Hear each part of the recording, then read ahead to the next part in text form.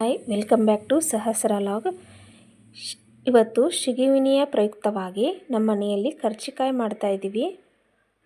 ಅದಕ್ಕೆ ಈಗ ನೋಡ್ರಿ, ಅರ್ಧ kg ಮೈದಾ ಹಿಟ್ಟನ್ನು ತಗೊಂಡು ಮೆದುವಂಗೆ ನಾದಿ ಸ್ವಲ್ಪ ನೆನೆಲಿಕ್ಕಿಟ್ಟೆ.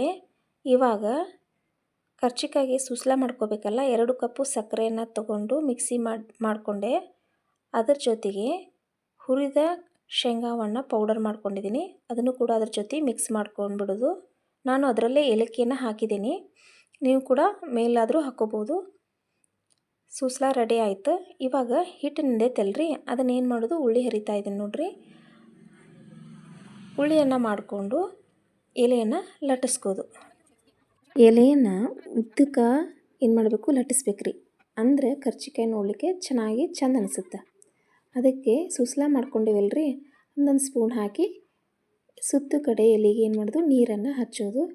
ಹಾಗೆ ಏನು ಮಾಡೋದು, ಎಲೆಯನ್ನು ಹೊಳಿಸಿ ಎಲೆಯ ಅಂಚನ್ನು ಚೆನ್ನಾಗಿ ಒತ್ತಬೇಕ್ರಿ.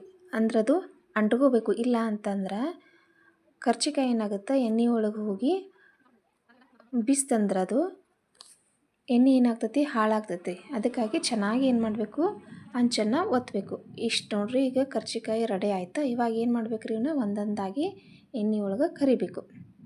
ನೋಡ್ರಿ, ಚೆನ್ನಾಗಿ ಬರ್ತಾ ಇದ್ದಾವೆ. ಅವುಗಳೇನು ಮಾಡಿ ಚೆನ್ನಾಗಿ ಬೇಯಿಸ್ಬೇಕ್ರಿ. ಇವತ್ತಿನ ಒಂದು ಲಾಗ್ ಇಷ್ಟೇ. ಈ ಲಾಗ್ ಇಷ್ಟ ಆಗಿದ್ರೆ ಲೈಕ್ ಮಾಡಿರಿ, ಸಬ್ಸ್ಕ್ರೈಬ್ ಮಾಡಿರಿ, ಕಮೆಂಟ್ ಮಾಡಿರಿ.